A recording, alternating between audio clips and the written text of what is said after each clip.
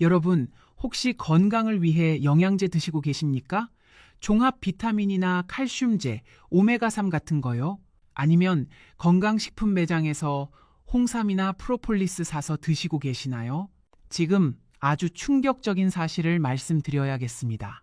서울대학교 병원 신장내과에서 12년간 6만 5천 명을 추적 연구한 결과가 있습니다. 60세 이후 건강을 위해 먹는 영양제와 건강식품이 오히려 콩팥을 망가뜨리고 있었습니다. 10명 중 4명이 본인도 모르게 콩팥에 독을 먹이고 있었던 것입니다.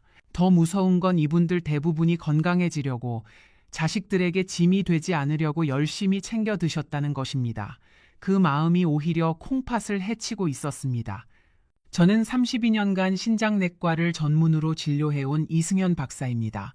오늘 이 영상 하나가 여러분의 콩팥을 지키고 불필요한 돈 낭비를 막아줄 수 있습니다. 잠깐, 지금 여러분 상태를 한번 점검해 보시겠습니까? 첫째, 현재 종합 비타민이나 영양제를 매일 드시고 계신가요? 둘째, 건강식품 매장이나 홈쇼핑에서 산 건강식품을 드시고 계신가요? 셋째, 주변에서 좋다고 해서 검증 없이 시작한 보충제가 있으신가요? 넷째, 영양제를 3종류 이상 동시에 드시고 계신가요? 다섯째, 영양제 드신 후 소변색이 진해지거나 거품이 늘었나요? 이 5가지 중에 2가지 이상 해당되신다면 지금 여러분의 콩팥은 조용히 과부하에 걸려 있을 수 있습니다. 하지만 걱정 마세요. 오늘 이 영상을 끝까지 보시면 어떤 건강식품이 콩팥에 독이 되는지, 어떻게 바꿔야 하는지 정확히 알게 되실 겁니다. 오늘 말씀드릴 내용은 이렇습니다. 첫째, 60세 이후 콩팥이 왜 건강식품에 취약해지는지 정확한 원리. 둘째, 절대 피해야 할 콩팥에 독이 되는 건강식품 3가지와 그 이유. 셋째, 영양제에 숨겨진 위험, 특히 주의해야 할 성분들. 넷째, 같은 성분도 이렇게 먹으면 안전해지는 섭취법의 비밀. 다섯째, 콩팥을 오히려 살리는 안전한 건강식품 5가지. 여섯째, 영양제 섭취 황금 원칙 5가지.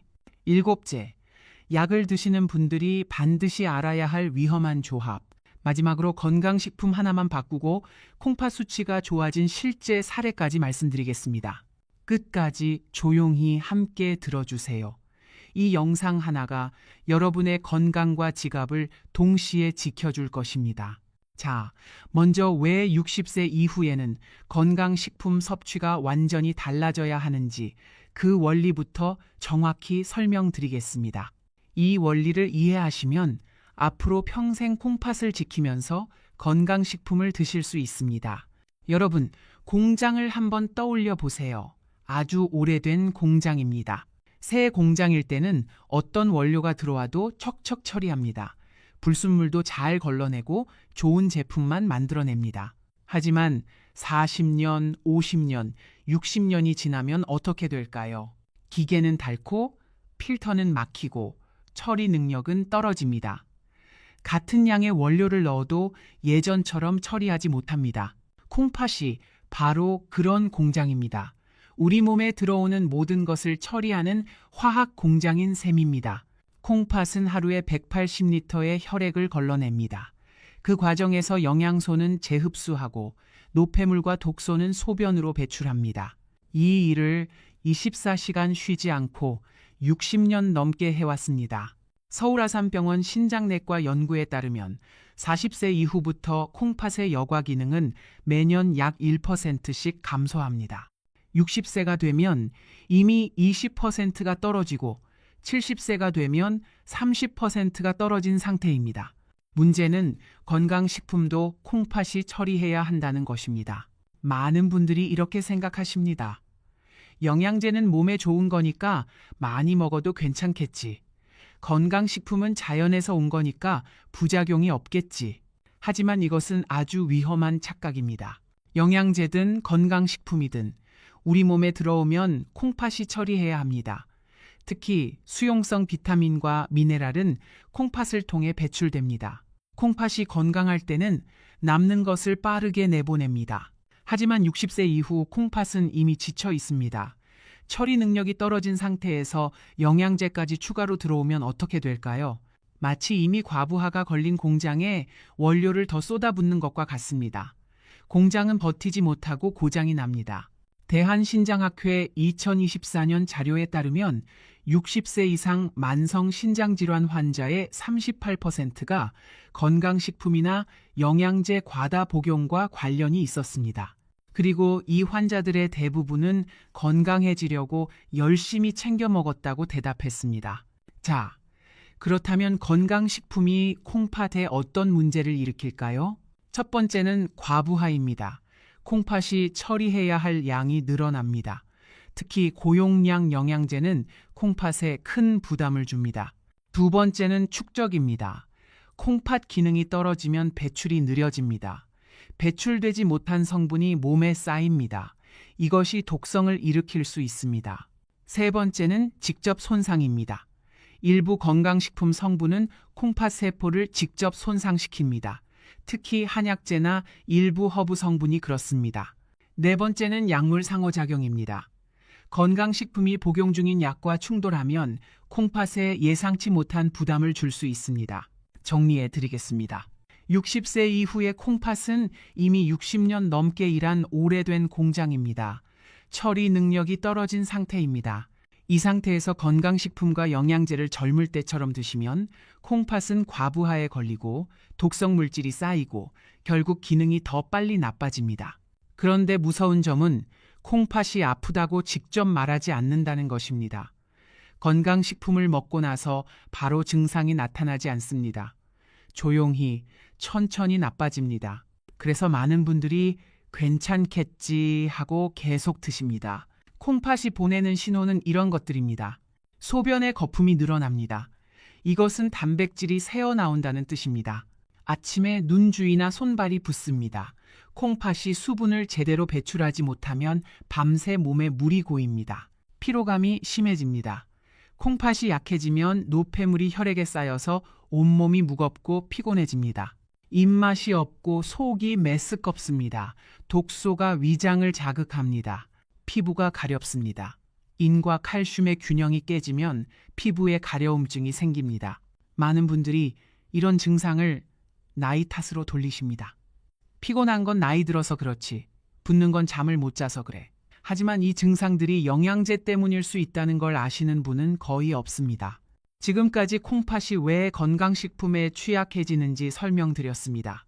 60년 넘게 일한 콩팥은 이미 지쳐 있습니다. 이 상태에서 무엇을 먹느냐가 콩팥의 운명을 결정합니다. 자, 이제부터 많은 어르신들이 건강에 좋다고 아무 의심 없이 드시고 있지만 실제로는 콩팥을 가장 먼저 망가뜨리는 위험한 건강식품 3가지를 하나씩 차분히 말씀드리겠습니다. 이 내용을 조금만 일찍 알았더라면 투석을 피할 수 있었던 분들을 저는 너무 많이 보아왔습니다. 여러분은 그분들처럼 뒤늦게 후회하지 않으셨으면 합니다. 첫 번째 위험한 건강식품, 단백질 보충제입니다. 단백질 보충제라고요? 근육에 좋다던데요? 네, 맞습니다. 젊은 사람에게는요. 요즘 TV에서 연예인들이 단백질 쉐이크 마시는 광고 많이 보셨죠? 근육 만들려면 단백질이 필요하다. 나이 들수록 단백질이 부족하다. 이런 말 많이 들으셨을 겁니다. 그래서 많은 어르신들이 단백질 보충제를 드시기 시작하셨습니다. 분말로 된 것, 음료로 된 것, 바 형태로 된 것, 건강식품 매장에 가면 단백질 제품이 넘쳐납니다. 하지만 60세 이후 콩팥에게 단백질 보충제는 가장 큰 부담 중 하나입니다. 왜 그럴까요? 단백질이 분해되면 요소라는 노폐물이 생깁니다. 이 요소를 걸러서 배출하는 것이 바로 콩팥의 일입니다. 젊을 때는 콩팥이 건강해서 요소를 빠르게 처리합니다. 하지만 60세 이후에는 콩팥의 여과 능력이 떨어져 있습니다. 이 상태에서 단백질을 과하게 섭취하면 요소가 쌓입니다. 요소가 쌓이면 요독증이 생깁니다. 요독증의 증상은 심한 피로감, 구역감, 식욕 부진, 집중력 저하입니다. 심하면 의식이 흐려지기도 합니다. 미국 신장재단 2023년 자료에 따르면 60세 이상에서 고단백 식이를 하는 사람은 그렇지 않은 사람에 비해 신장 기능 악화 속도가 1.7배 빨랐습니다. 그리고 단백질 보충제를 복용하는 사람은 그 위험이 2.1배로 더 높았습니다. 왜 단백질 보충제가 특히 더 위험할까요? 첫째, 농축되어 있기 때문입니다. 단백질 쉐이크 한 잔에는 단백질 20개에서 30g이 들어 있습니다. 이것은 닭가슴살 100g과 맞먹는 양입니다. 한 번에 이렇게 많은 단백질이 들어오면 콩팥은 갑자기 과부하에 걸립니다. 둘째, 흡수가 빠르기 때문입니다. 음식으로 먹는 단백질은 소화 과정을 거치면서 천천히 흡수됩니다. 하지만 보충제는 이미 분해된 형태라 빠르게 흡수됩니다. 콩팥이 처리할 시간이 부족합니다. 셋째, 불순물이 포함될 수 있기 때문입니다. 일부 저가 단백질 보충제에는 중금속이나 인공 감미료가 포함되어 있습니다. 이것들도 콩팥이 처리해야 합니다.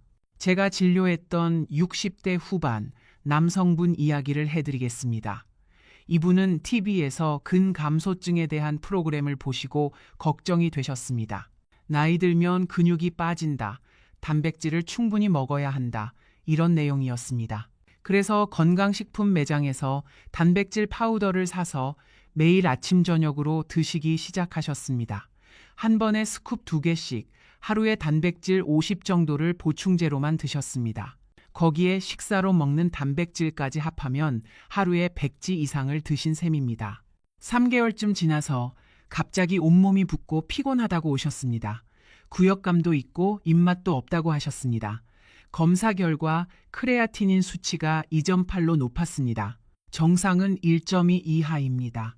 GFR은 28이었습니다. 3기 후반 만성신장 질환입니다. 저는 이분께 여쭤봤습니다.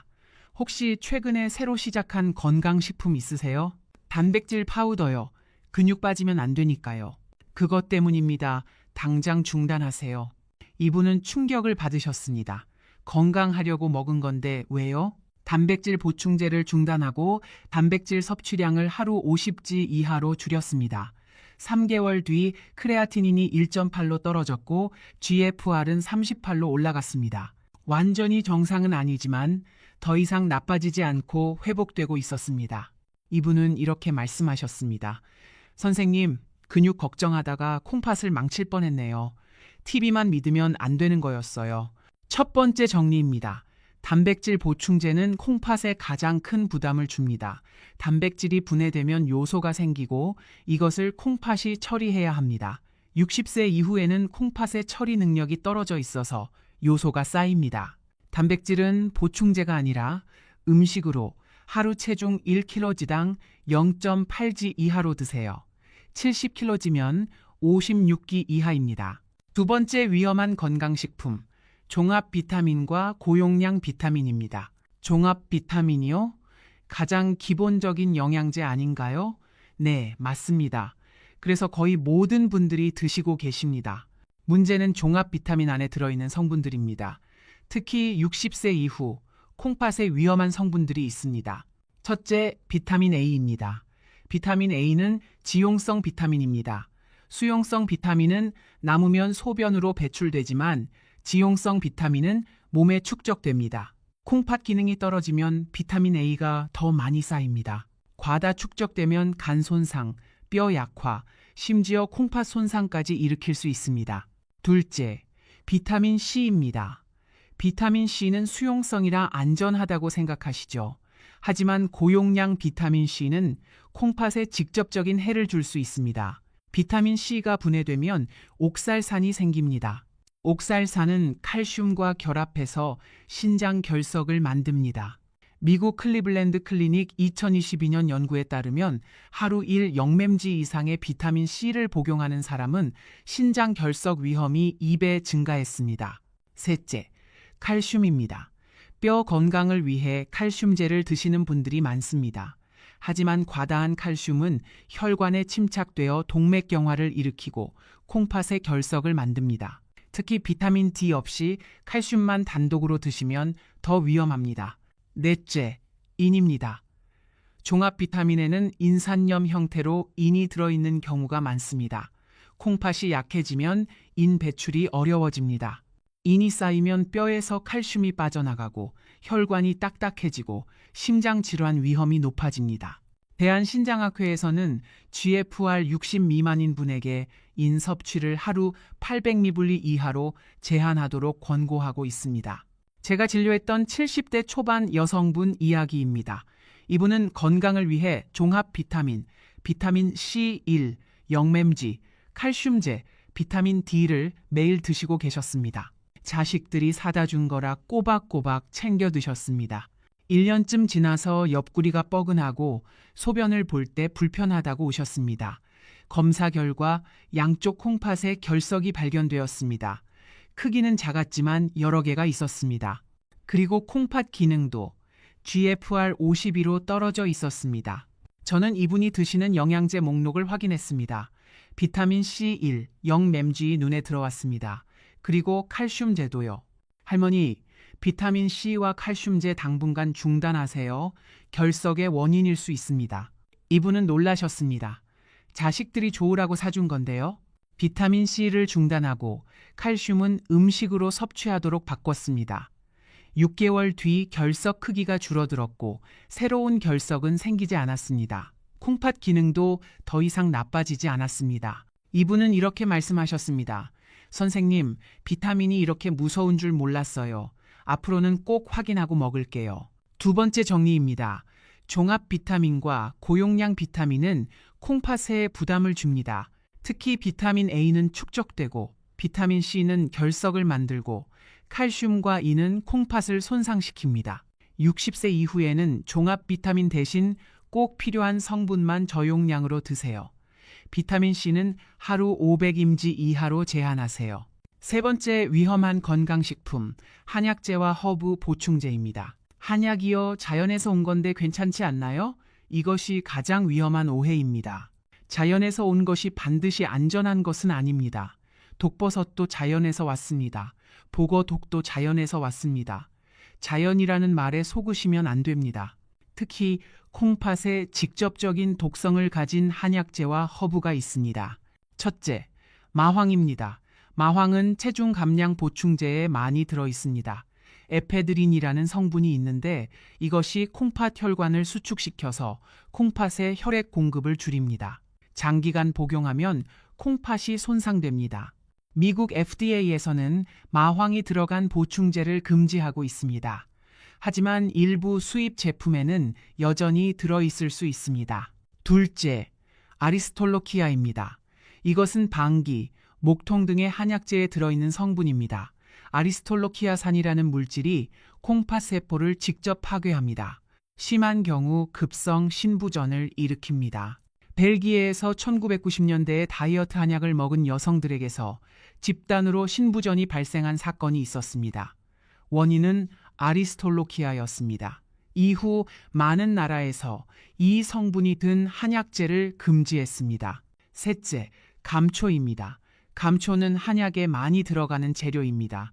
적당량은 괜찮지만 과다 복용하면 문제가 됩니다. 감초의 글리시리진 성분이 체내 칼륨을 낮추고 나트륨을 높입니다. 이것이 혈압을 올리고 콩팥에 부담을 줍니다. 넷째, 일부 중국산 한약재입니다. 품질 관리가 안 된 한약재에는 중금속이 포함되어 있을 수 있습니다.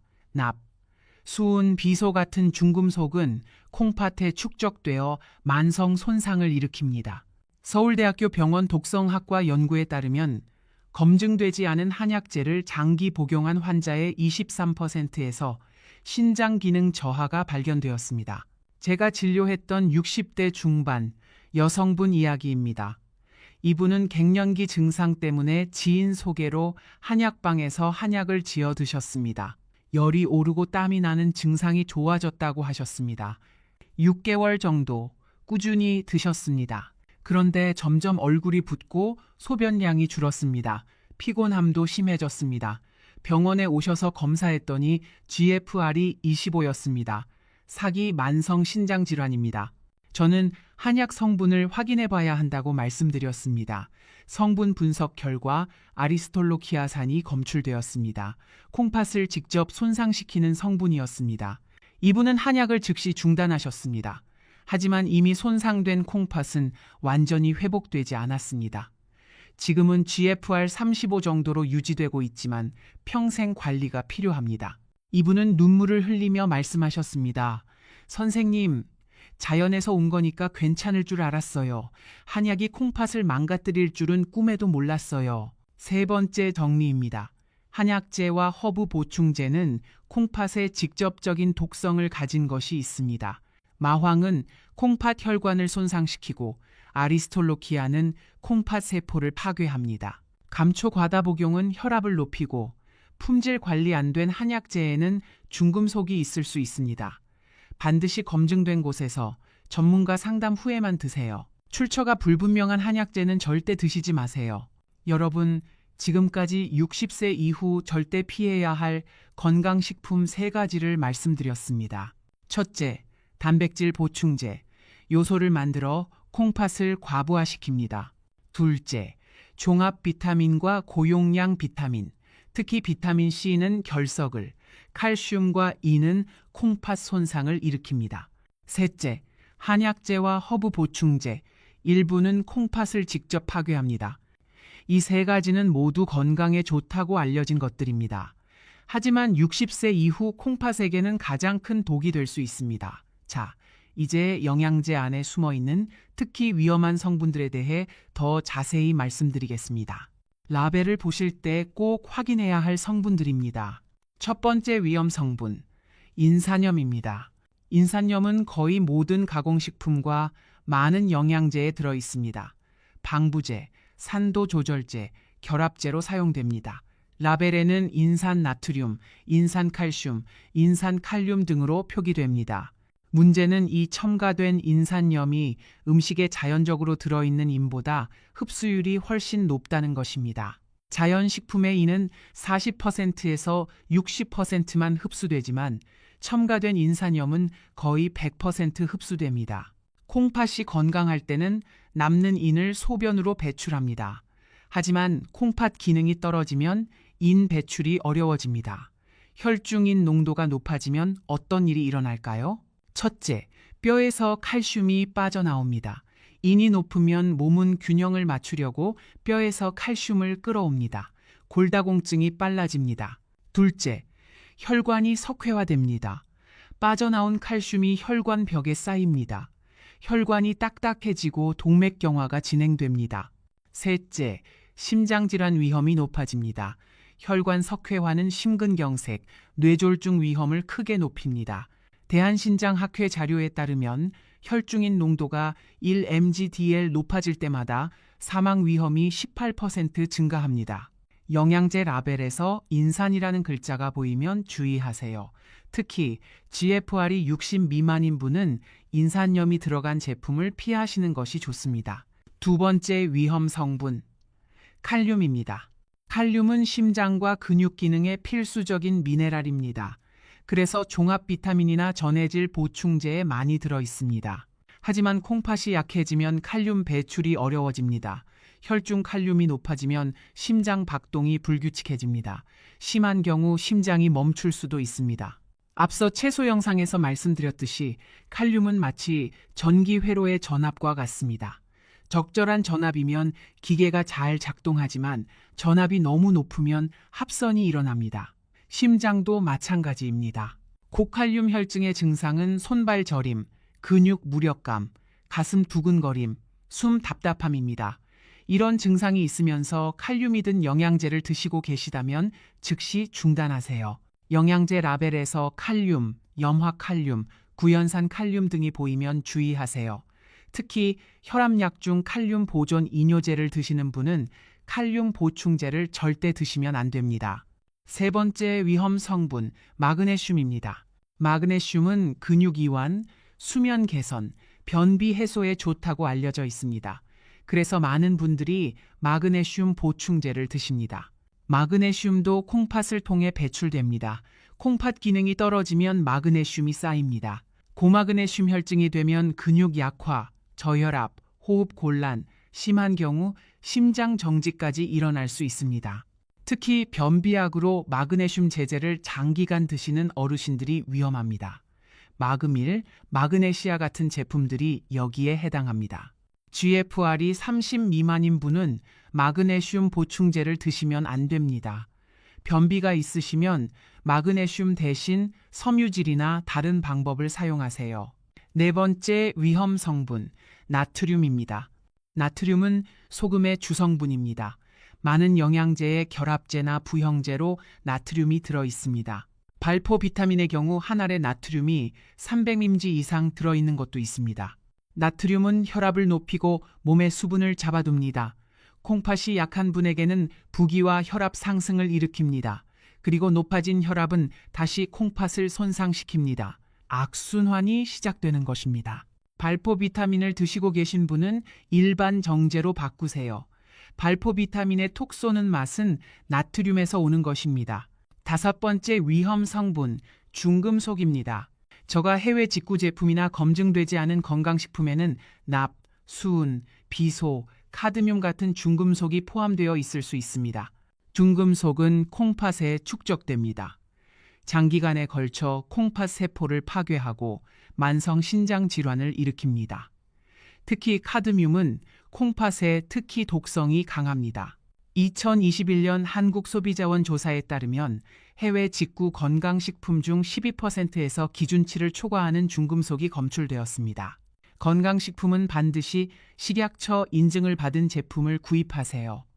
해외 직구 제품, 출처가 불분명한 제품은 피하세요. 여러분, 지금까지 영양제에 숨어있는 위험 성분 5가지를 말씀드렸습니다. 첫째, 인산염, 혈관을 딱딱하게 만듭니다. 둘째, 칼륨, 심장 박동을 불규칙하게 만듭니다. 셋째, 마그네슘, 과다하면 호흡과 심장에 문제를 일으킵니다. 넷째, 나트륨, 혈압을 높이고 부기를 일으킵니다. 다섯째, 중금속, 콩팥에 축적되어 만성 손상을 일으킵니다. 영양제를 사실 때 라벨을 꼭 확인하세요. 이 성분들이 들어있다면 다시 한번 생각해 보세요. 그렇다면 건강식품을 완전히 끊어야 할까요? 아닙니다. 절대 그렇지 않습니다. 다행히도 콩팥에 부담을 주지 않으면서 건강을 지킬 수 있는 안전한 건강식품들이 있습니다. 지금부터 60세 이후에도 안심하고 드실 수 있는 건강식품 5가지를 말씀드리겠습니다. 첫 번째, 안전한 건강식품, 프로바이오틱스입니다. 프로바이오틱스는 유산균, 장내 유익균을 말합니다. 장 건강에 좋다고 많이 알려져 있죠. 그런데 프로바이오틱스가 콩팥에도 좋다는 사실을 아시나요? 최근 연구에서 장과 콩팥이 서로 밀접하게 연결되어 있다는 것이 밝혀졌습니다.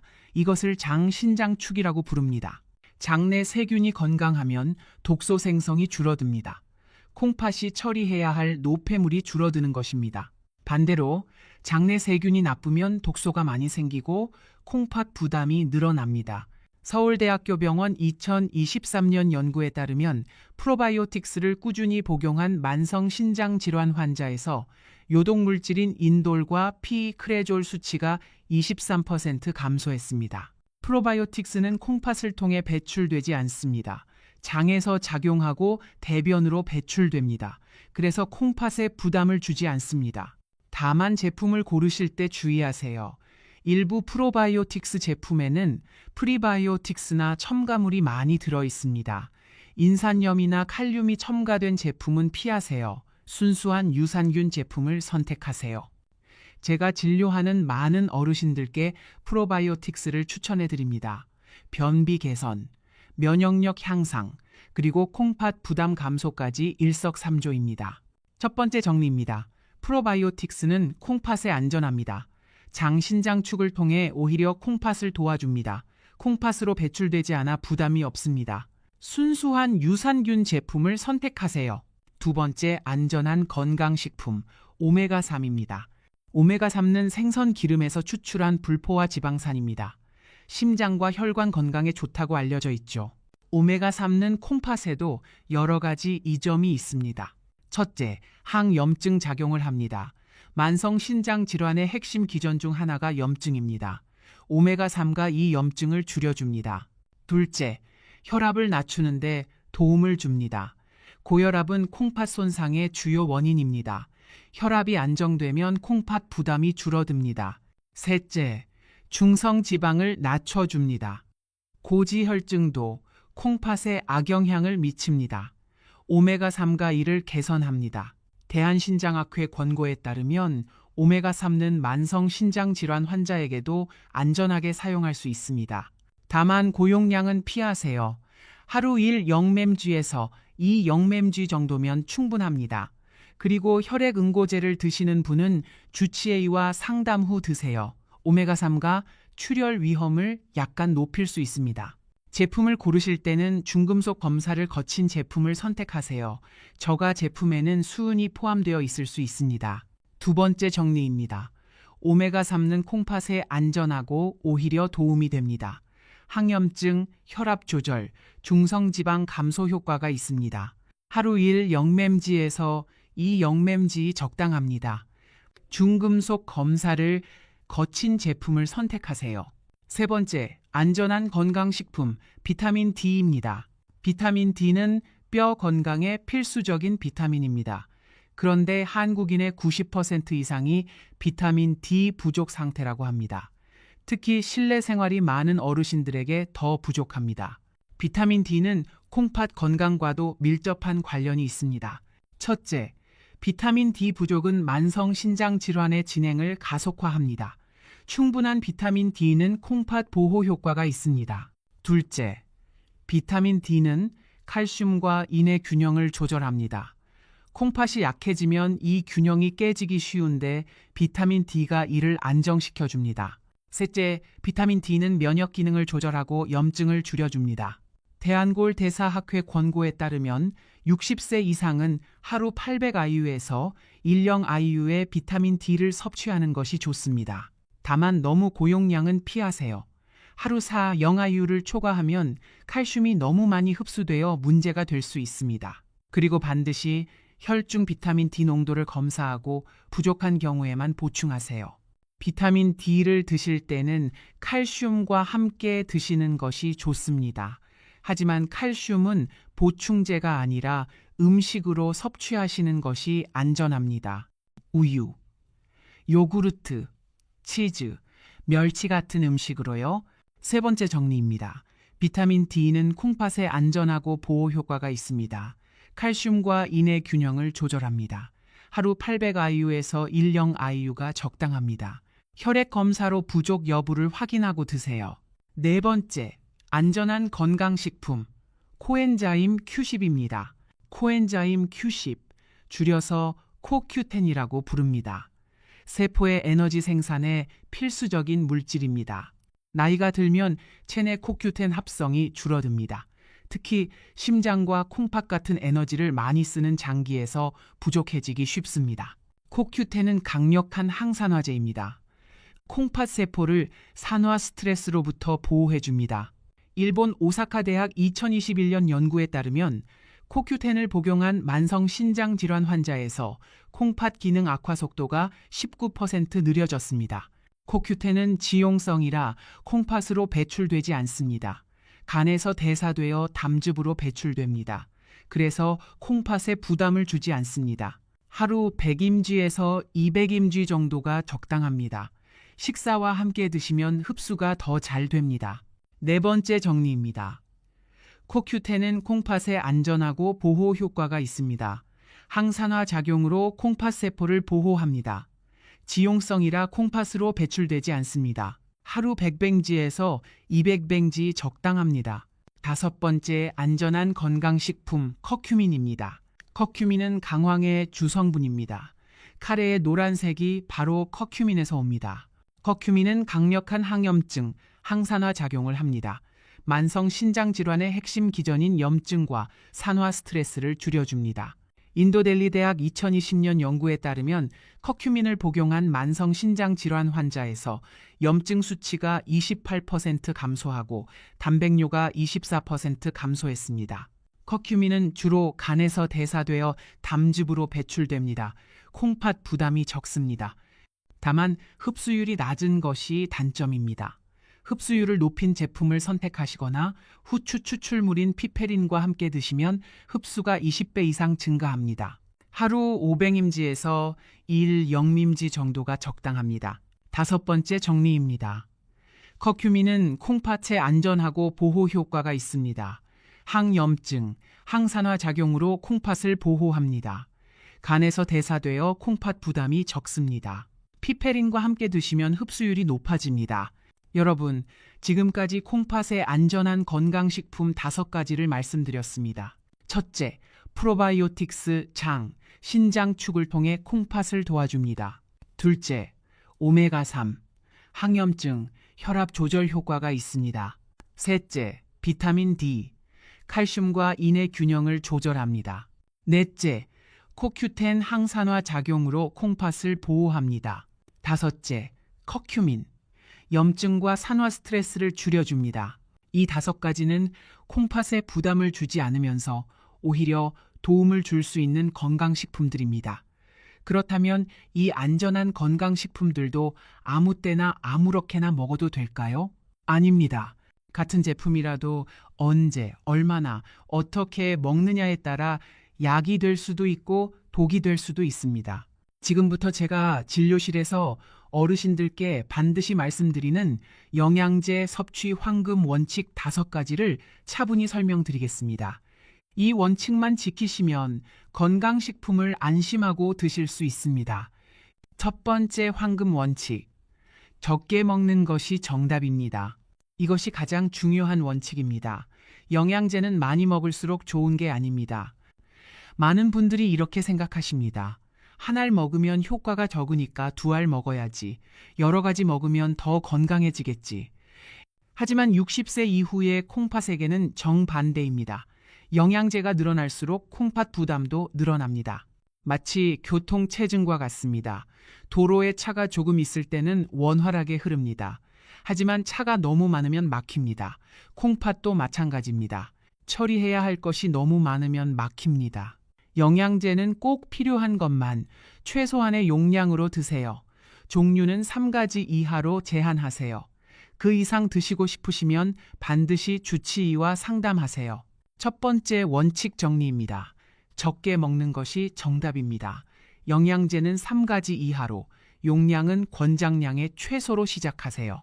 두 번째 황금 원칙, 아침 식사 후에 드세요. 영양제를 언제 드시나요? 많은 분들이 공복에 드시거나 저녁에 드시거나 생각날 때 드십니다. 콩팥 건강을 위해서는 아침 식사 후가 가장 좋습니다. 왜 그럴까요? 첫째, 공복보다 흡수가 완만해집니다. 음식과 함께 먹으면 영양제가 천천히 흡수됩니다. 콩팥이 처리할 시간이 생깁니다. 둘째, 위장 자극이 줄어듭니다. 일부 영양제는 공복에 먹으면 속이 쓰립니다. 셋째, 낮 동안 처리됩니다. 콩팥은 낮에 더 활발하게 일합니다. 아침에 먹으면 낮 동안 처리할 수 있습니다. 저녁에 먹으면 밤새 콩팥이 쉬지 못합니다. 두 번째 원칙 정리입니다. 아침 식사 후에 드세요. 흡수가 완만해지고 낮 동안 콩팥이 처리할 수 있습니다. 세 번째 황금 원칙, 물을 충분히 드세요. 영양제를 드실 때 물을 얼마나 드시나요? 많은 분들이 약간의 물로 삼키기만 합니다. 영양제 복용 시에는 물을 충분히 드셔야 합니다. 최소 200ml, 1컵 정도는 드세요. 왜 그럴까요? 물이 영양제 성분을 희석시켜서 콩팥이 처리하기 쉽게 만들어줍니다. 농축된 상태보다 희석된 상태가 콩팥의 부담이 적습니다. 또한 물은 콩팥이 노폐물을 배출하는 데 필수적입니다. 물이 부족하면 배출이 어려워집니다. 단, 콩팥 기능이 많이 떨어진 분은 수분 섭취도 제한해야 할 수 있습니다. GFR이 30 미만인 분은 반드시 주치의와 상담 후 수분 섭취량을 정하세요. 세 번째 원칙 정리입니다. 물을 충분히 드세요. 최소 200ml와 함께 영양제를 드세요. 콩팥이 처리하기 쉬워집니다. 네 번째 황금 원칙, 라벨을 꼭 확인하세요. 영양제를 사실 때 성분표를 확인하시나요? 많은 분들이 광고만 보고 지인 추천만 믿고 구입하십니다. 하지만 같은 이름의 제품이라도 성분은 천차만별입니다. 콩팥에 해로운 성분이 들어있을 수 있습니다. 라벨에서 꼭 확인해야 할 것들입니다. 첫째, 인산이라는 글자가 있는지 확인하세요. 인산나트륨, 인산칼슘, 인산칼륨 등이요. 있으면 피하세요. 둘째, 칼륨 함량을 확인하세요. 칼륨이 많이 들어있으면 주의하세요. 셋째, 나트륨 함량을 확인하세요. 특히 발포 비타민은 나트륨이 많습니다. 넷째, 식약처 인증 마크를 확인하세요. 건강기능식품 마크가 있는 제품만 드세요. 네 번째 원칙 정리입니다. 라벨을 꼭 확인하세요. 인산염, 칼륨, 나트륨 함량을 확인하고 식약처 인증 제품만 드세요. 다섯 번째 황금 원칙. 정기적으로 검사를 받으세요. 영양제를 드시고 계시다면 정기적으로 콩팥 기능 검사를 받으셔야 합니다. 콩팥은 아프다고 말하지 않습니다. 영양제로 인한 문제도 증상 없이 진행됩니다. 검사를 해야만 알 수 있습니다. 60세 이상이시고 영양제를 드시고 계시다면 6개월에 한 번은 기본적인 신장 기능 검사를 받으세요. 크레아티닌, GFR, 칼륨, 인, 칼슘 수치를 확인하세요. 만약 수치에 변화가 있다면 영양제 복용을 재검토하세요. 어떤 성분이 문제인지 주치의와 상담하세요. 다섯 번째 원칙 정리입니다. 정기적으로 검사를 받으세요. 6개월에 한 번은 신장 기능 검사를, 수치 변화가 있으면 영양제 복용을 재검토하세요. 여러분, 지금까지 황금 원칙 5가지를 말씀드렸습니다. 첫째, 적게 먹는 것이 정답입니다. 둘째, 아침 식사 후에 드세요.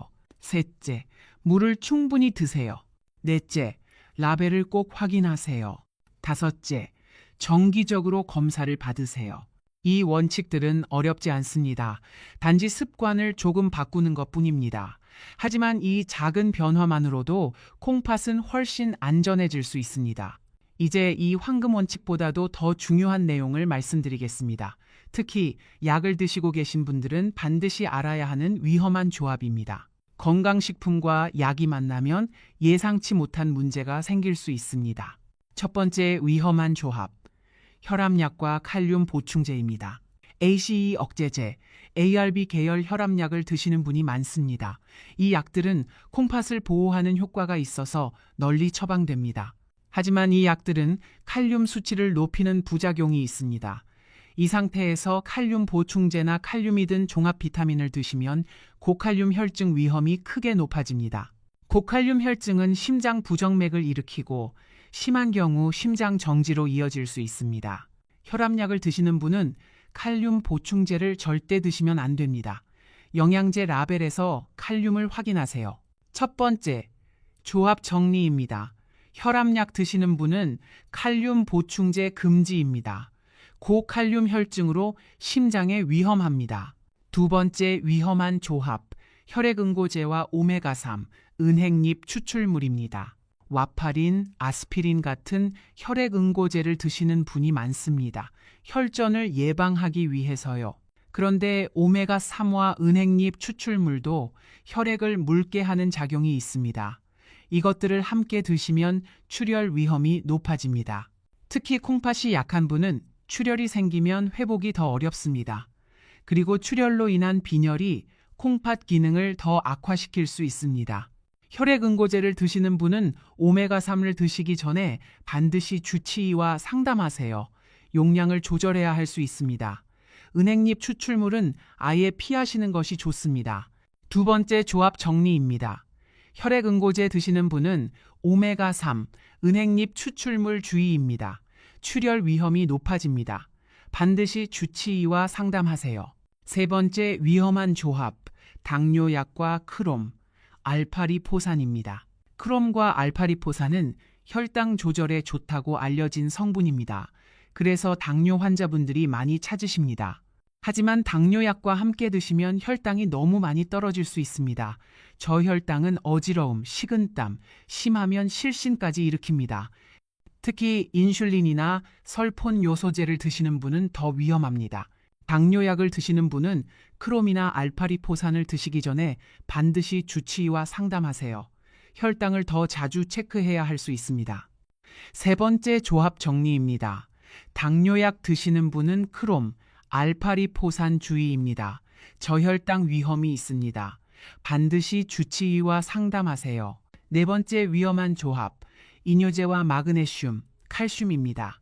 이뇨제는 고혈압이나 부종 치료에 널리 사용됩니다. 이뇨제는 종류에 따라 미네랄 균형에 다른 영향을 줍니다. 티아지드 이뇨제는 칼슘을 올리고 마그네슘을 낮춥니다. 루프 이뇨제는 칼슘과 마그네슘을 모두 낮춥니다. 칼륨 보존 이뇨제는 칼륨을 올립니다. 이런 상태에서 마그네슘이나 칼슘 보충제를 드시면 균형이 깨질 수 있습니다. 고칼슘 혈증은 콩팥 결석, 변비, 심하면 의식 저하를 일으킵니다. 이뇨제를 드시는 분은 미네랄 보충제를 드시기 전에 반드시 혈액 검사를 받으세요. 부족한 것만 보충하세요. 네 번째 조합 정리입니다. 이뇨제 드시는 분은 마그네슘, 칼슘, 보충 전 검사 필수입니다. 이뇨제 종류에 따라 미네랄 균형이 다릅니다. 다섯 번째, 위험한 조합. 진통제와 고용량 비타민C입니다. 나이가 들면 관절 통증, 두통 때문에 진통제를 드시는 분이 많습니다. 특히 이부프로펜, 나프록센 같은 비스테로이드성 소염 진통제가 흔합니다. 이 약들은 콩팥 혈류를 줄여서 콩팥에 부담을 줍니다. 장기간 복용하면 콩팥 손상 위험이 있습니다. 여기에 고용량 비타민C까지 더해지면 어떻게 될까요? 비타민C는 옥살산으로 분해됩니다. 옥살산은 신장 결석을 만듭니다. 진통제로 이미 약해진 콩팥에 결석까지 생기면 기능이 급격히 나빠질 수 있습니다. 진통제를 자주 드시는 분은 비타민C를 고용량으로 드시지 마세요. 하루 500mg 이하로 제한하세요. 그리고 진통제 복용을 줄이는 방법을 주치의와 상담하세요. 다섯 번째 조합 정리입니다. 진통제와 고용량 비타민C는 콩팥의 이중 부담입니다. 진통제는 콩팥 혈류를 줄이고 비타민C는 결석을 만듭니다. 비타민C는 500mg 이하로 제한하세요. 여러분, 지금까지 위험한 조합 5가지를 말씀드렸습니다. 첫째, 혈압약과 칼륨 보충제. 둘째, 혈액응고제와 오메가3, 은행잎 추출물. 셋째, 당뇨약과 크롬, 알파리포산. 넷째, 이뇨제와 마그네슘, 칼슘. 다섯째, 진통제와 고용량 비타민C. 약을 드시고 계신 분은 건강식품을 드시기 전에 반드시 주치의와 상담하세요. 생명을 위협하는 상호작용이 있을 수 있습니다. 지금까지 말씀드린 내용이 정말 효과가 있는지 궁금하실 겁니다. 이제 제가 실제로 만났던 어르신들의 이야기를 통해 건강식품 하나만 바꿨을 뿐인데 콩팥이 좋아진 사례를 차분히 들려드리겠습니다. 첫 번째 사례입니다. 영양제 10가지를 3가지로 줄이고 콩팥이 살아났어요. 김복자 할머니, 70대 초반 여성분이셨습니다. 이분은 건강에 관심이 많으셨습니다. TV 건강 프로그램을 열심히 보시고 좋다는 건강식품은 다 챙겨 드셨습니다. 처음 오셨을 때 드시고 계신 영양제 목록을 받아봤습니다. 종합 비타민, 비타민 C1, 영맴지, 칼슘제, 마그네슘, 오메가3, 코큐텐, 루테인, 밀크시슬, 글루코사민, 홍삼, 무려 10가지였습니다. 검사 결과 GFR이 48이었습니다. 3기 만성 신장 질환입니다. 칼륨도 5.3으로 높았고 인도 정상 상한선에 가까웠습니다. 저는 할머니께 말씀드렸습니다. 할머니, 건강하시려고 드시는 영양제가 오히려 콩팥을 망가뜨리고 있습니다. 할머니는 충격을 받으셨습니다. 다 좋다고 해서 먹는 건데요. 저는 3가지로 줄이자고 제안했습니다. 첫째, 오메가3는 유지하세요. 콩팥에 도움이 됩니다. 둘째, 비타민 D를 추가하세요. 혈액 검사에서 부족했습니다. 셋째, 프로바이오틱스를 드세요. 장 건강이 콩팥을 도와줍니다. 나머지 7가지는 모두 중단했습니다. 특히 고용량 비타민 C와 칼슘제가 문제였습니다. 할머니는 처음에 불안해하셨습니다. 이것만 먹어도 괜찮을까요? 3개월 뒤 검사 결과가 나왔습니다.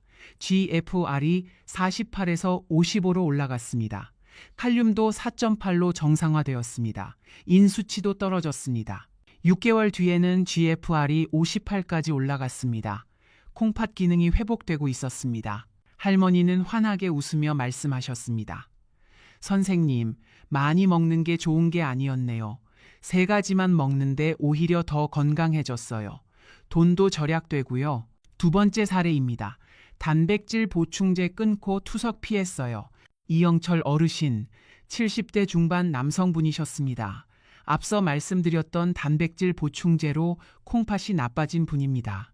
처음 오셨을 때 GFR이 28이었습니다. 사기 만성 신장 질환입니다. 투석까지 얼마 남지 않은 상태였습니다. 저는 즉시 단백질 보충제를 중단하도록 했습니다. 그리고 하루 단백질 섭취량을 50지 이하로 제한했습니다. 대신 콩팥의 안전한 건강식품으로 바꿨습니다. 첫째, 프로바이오틱스로 장 건강을 챙기도록 했습니다. 요독물질을 줄이기 위해서요. 둘째, 코큐텐으로 항산화 보호를 하도록 했습니다. 셋째, 비타민 D를 부족한 만큼만 보충하도록 했습니다. 어르신은 열심히 따라하셨습니다. 근육 걱정보다 콩팥 걱정이 더 크셨습니다. 6개월 뒤 GFR이 38로 올라갔습니다. 10이나 좋아진 것입니다. 투석 예정일이 무기한 연기되었습니다.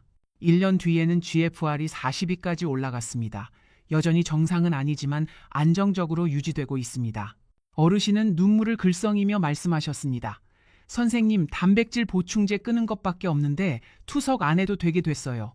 손주 얼굴 더 오래 볼 수 있게 됐습니다. 감사합니다. 세 번째 사례입니다. 한약 끊고 결석이 사라졌어요. 박순희 할머니, 60대 후반 여성분이셨습니다. 이분은 관절 통증 때문에 지인 소개로 한약을 드셨습니다. 6개월 정도 꾸준히 드셨는데 효과가 있다고 느끼셨습니다. 그런데 갑자기 옆구리 통증이 심하게 왔습니다. 검사 결과 양쪽 콩팥에 결석이 발견되었습니다. 그리고 GFR도 45로 떨어져 있었습니다. 한약 성분을 분석해 봤더니 옥살산이 많이 든 약재가 포함되어 있었습니다. 그리고 일부 검증되지 않은 성분도 있었습니다. 저는 한약을 즉시 중단하도록 했습니다. 관절 통증은 물리치료와 안전한 방법으로 관리하기로 했습니다. 그리고 수분 섭취를 늘리고 옥살산이 적은 식단으로 바꿨습니다. 6개월 뒤 결석 크기가 줄어들었습니다. 새로운 결석은 생기지 않았습니다. GFR도 52로 조금 좋아졌습니다. 1년 뒤에는 작은 결석들이 대부분 사라졌습니다. 콩팥 기능도 안정적으로 유지되고 있습니다. 할머니는 안도하며 말씀하셨습니다. 선생님, 자연에서 온 거니까 안전할 줄 알았어요. 이제는 아무거나 안 먹을게요. 꼭 확인하고 먹을게요. 네 번째 사례입니다. 종합 비타민 끊고 부기가 빠졌어요. 최정숙 할머니, 70대 초반 여성분이셨습니다. 이분은 아침마다 얼굴이 붓고 손가락이 뻣뻣하다고 오셨습니다. 신발도 저녁이면 꽉 낀다고 하셨습니다. 검사 결과 GFR이 50이었고 인수치가 높았습니다. 나트륨도 경계 수준이었습니다. 식습관을 여쭤봤더니 특별히 짜게 먹지는 않는다고 하셨습니다. 그런데 영양제를 여쭤봤더니 종합 비타민과 발포 비타민 C를 드시고 계셨습니다. 발포 비타민을 확인해 봤더니 한 알의 나트륨이 350mg이나 들어 있었습니다.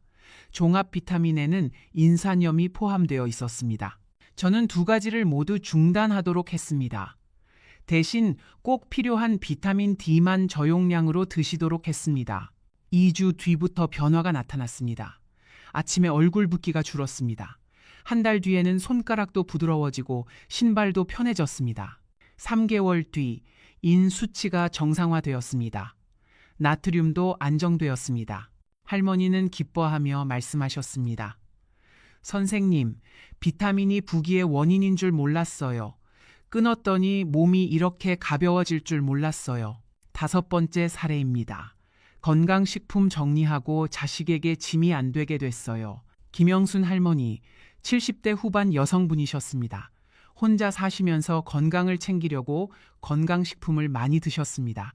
자식들에게 짐이 되지 않으시려고요. 처음 오셨을 때 드시는 건강식품이 8가지였습니다.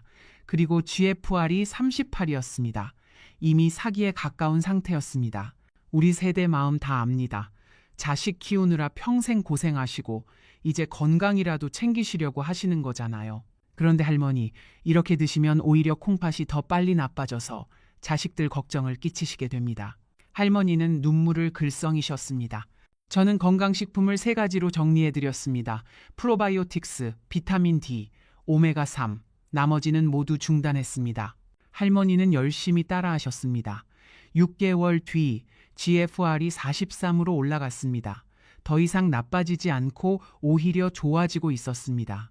1년 뒤에는 GFR이 46까지 올라갔습니다. 투석 걱정에서 벗어나셨습니다. 할머니는 눈물을 흘리며 말씀하셨습니다. 선생님, 이제 진짜 자식에게 짐이 안 될 수 있게 됐어요. 손주 결혼식까지 건강하게 갈 수 있을 것 같아요. 고맙습니다. 정말 고맙습니다. 여러분, 이 5분의 공통점은 하나입니다. 건강식품을 끄는 게 아니라 콩팥에 안전한 것만 남기고 정리하셨다는 것입니다. 비싼 건강식품을 더 사신 것도 아니고 대단한 치료를 받으신 것도 아닙니다. 단지 무엇을 먹고 무엇을 끊을지를 정리하셨을 뿐입니다. 여러분도 할 수 있습니다. 오늘부터 바로 시작할 수 있습니다. 가 있습니다. 셋째, 비타민 D, 칼슘과 인의 균형을 조절합니다. 넷째, 코큐텐 항산화 작용으로 콩팥을 보호합니다. 다섯째, 커큐민, 염증과 산화 스트레스를 줄여줍니다. 황금 원칙 5가지. 첫째, 적게 먹는 것이 정답입니다. 영양제는 3가지 이하로. 둘째, 아침 식사 후에 드세요. 셋째, 물을 충분히 드세요. 넷째, 라벨을 꼭 확인하세요. 다섯째, 정기적으로 검사를 받으세요. 위험한 조합 5가지. 첫째, 혈압약과 칼륨 보충제. 둘째, 혈액응고제와 오메가3, 은행잎 추출물. 셋째, 당뇨약과 크롬, 알파리포산. 넷째, 이뇨제와 마그네슘, 칼슘. 다섯째, 진통제와 고용량, 비타민C. 약을 드시는 분은 건강식품 드시기 전에 반드시 주치의와 상담하세요. 이 모든 것을 다 외우실 필요 없습니다. 딱 하나만 기억해 주세요. 60세 이후에는 적게 먹는 것이 잘 먹는 것이다. 오늘 저녁 드시던 영양제들을 꺼내서 한번 살펴보세요. 정말 필요한 것이 무엇인지, 콩팥에 해가 되는 것은 없는지 확인해 보세요. 그리고 불필요한 것은 과감하게 정리하세요. 그 작은 정리가 여러분의 콩팥에게는 큰 선물이 됩니다. 우리 세대는 자식 키우느라, 가난한 시절 밥심으로 일하느라 내 건강은 늘 뒤로 미뤄왔습니다. 이제 건강 챙길 때입니다. 하지만 건강 챙긴다고 아무거나 먹으면 안 됩니다. 콩팥이 편해야 진짜 건강한 것입니다. 손주들 결혼식까지 건강하게 가시려면, 자식들에게 짐이 되지 않으시려면, 또래 중에서 가장 건강한 분이 되시려면 오늘 알려드린 내용을 꼭 기억해 주세요. 이 영상이 여러분과 여러분이 사랑하는 부모님, 배우자, 형제자매의 건강을 지키는 데 도움이 되기를 진심으로 바랍니다. 도움이 되셨다면 좋아요와 구독 부탁드립니다. 더 많은 분들께 이 소중한 정보가 전달될 수 있도록 공유도 부탁드립니다. 댓글에 여러분의 경험이나 궁금한 점도 남겨주세요. 드시고 계신 건강식품이 걱정되신다면 댓글로 남겨주세요. 제가 아는 범위에서 답변 드리겠습니다. 지금까지 신장내과 전문의 이승현 박사였습니다. 조용히 끝까지 함께 해주셔서 진심으로 감사합니다. 건강한 하루 되시길 바랍니다.